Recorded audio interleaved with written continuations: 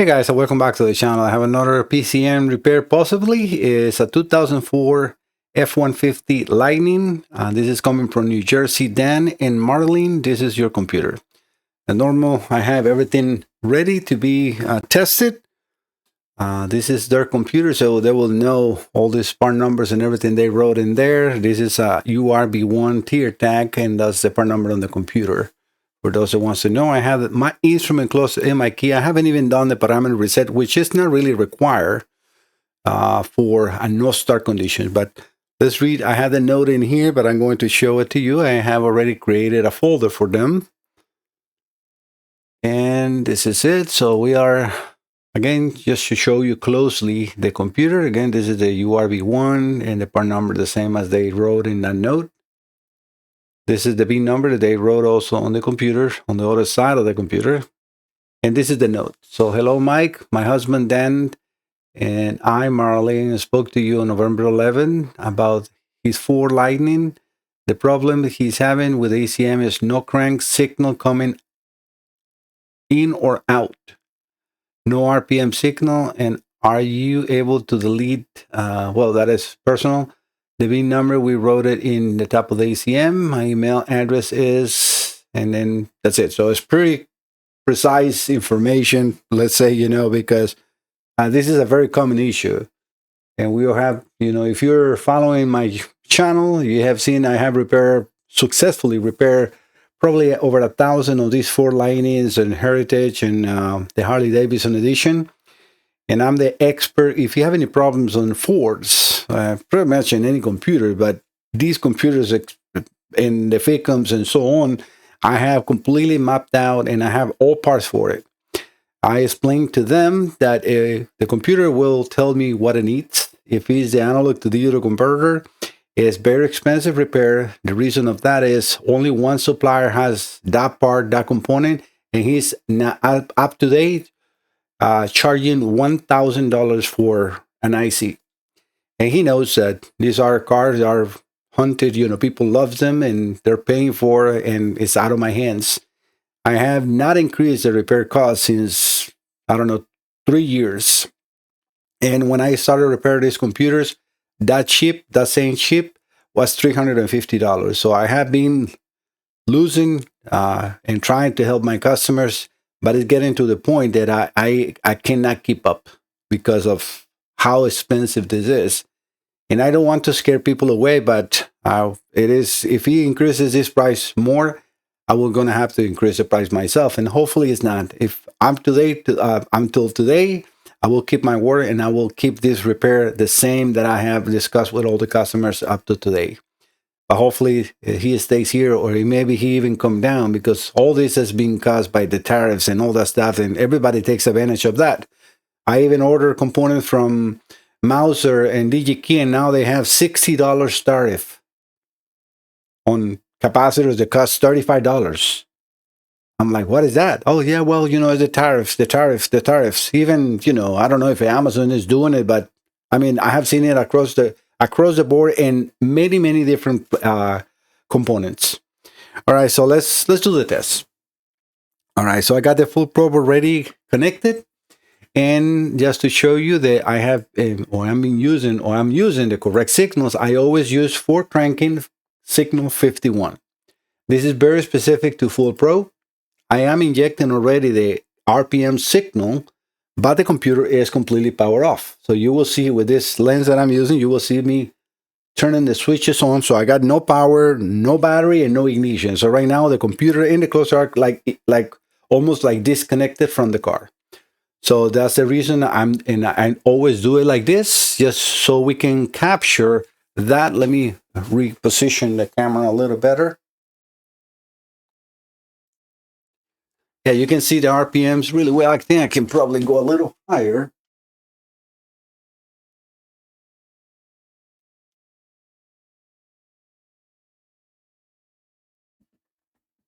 Yeah, like that. Now you can really see the RPM and when the cluster comes on, because I'm going to power on everything at the same time.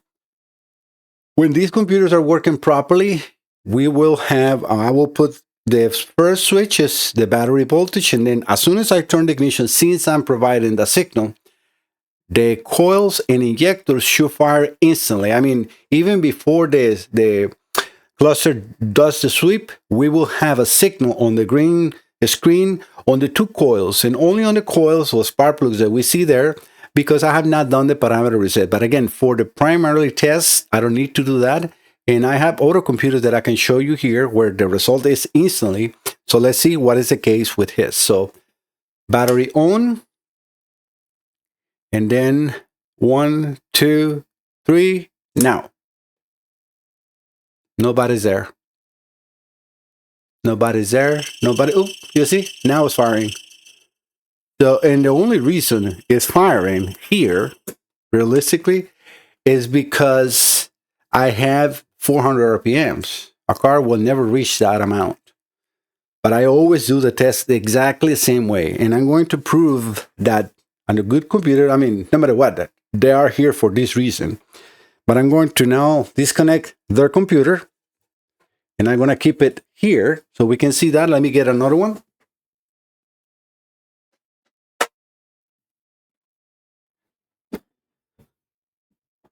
This is an older year, but it's good to go. So this is an EK02, so it's a 2002 4-line, so it's not an issue with that. But okay, so I'm going to power battery on, and then ignition in 1, 2. You see, before even this is doing the sweep, we already got fire of the coils in there. You see, that's the way, because this computer is fully repaired. This is a customer that is getting the funds together to pay for the repairs, because I did needed the analog to digital converter, and most of the times on these computers is the analog to digital converter, and I have told the people it's nothing I can do. But yep, so now you can see, in Dan and Marilyn can see that indeed this computer should react that quickly, and it will after I perform the repairs. Like I said, I have 100% success rate. So let's do it one more time again. I'm powering up. So look at that under the microphone right here when I'm moving my hand. The first is a battery, and then ignition in 1, 2. Nobody's there. So this is exactly what I'm saying. So, and if sometimes it fires, sometimes it doesn't fire. You see right now we have coils. And you can probably see it from the distance in here, because this is actually, the loads are 8 coils in there. The software only shows 2 spark plugs just because of the space, and I understand that. But yeah, definitely I can reproduce your concern, Dan and Marilyn. And now let me open the computer. Let me turn this off. Let me open the computer and see what it needs to be done, and we go from there. But I know for sure that I can repair this computer 100%. All right, guys, let me pause the video and I'll be right back. All right, guys, just to give you an update, I'm actually replacing some of the capacitor because it looks like somebody else was working on this computer trying to, copy me, of course. They look like, they see my channel. They think, oh, yeah, it's got to be so easy to repair. No, it's not. It's not. And that's what I cover the secret sauce, because I have guys, a lot of people to try to copy me, and I'm not stopping to do that because of the same situation. I'm a small business. I need your support. I don't need your competition, but yeah, some people try to do that. I understand, it's intriguing and so, but try with less expensive computers. This computer was about to be not repairable. And this is the same situation, because you start trying to poke around so much that you can damage. These computers are $3,700. Get that, in a Kia or in a Hyundai or a Honda that you can buy for $200, and you start poking around and learn with that. But don't try to learn or promise, because I think he told Dan that he can repair it, and I think he got that computer on that guy for 10 weeks. And I tell him, 2 days and it will be repaired. Probably it's going to be 1 day, but we'll see. All right, so let me finish this and get everything back together just to give you an update. All right. And I don't know if you can see, before I go, just to show you that this is his computer, and you can see the part number in there, URB1 because I don't have any of these computers in here. This is the only one computer URB1 I have. All right, let me keep going. All right, guys, I finished the repairs, and I think everything is perfect. I didn't see no more damages caused by, whoever was working in there. So let's, yeah, I think it's better if I keep you here. So let me put the full probe in the screen, which is still on. And let's do the same thing, right? So I'm going to, oh, not this view, no. We need to be on this view so you can see the instrument cluster. I also, yeah, too much light, but let me see how it looks. Yeah, because in there, well, you see this light flashing right here? It's actually the RPM. This is part of the full probe simulator. And that is telling that I have 400 RPMs. Let me just show you if I turn those RPMs off, like I'm going to turn that off and the ignition back on. You see the light is no longer flashing because now we have no RPM signal. But if I put the 400 RPMs as I did before, now that light flashing, and that's what the light is in there for. But next to that, I have the two load boxes in here, which are for 8 coils and 8 injectors. Again, the simulator only shows 2 coils or 2 spark plugs firing. And that's what I want to, to say that. But, all right, so let's, as you can see right there, so battery and ignition in 1, 2, instantly. It's already running before even the software can pick it up. And yeah, you can see it perfectly right there. So I'm going to do it one more time.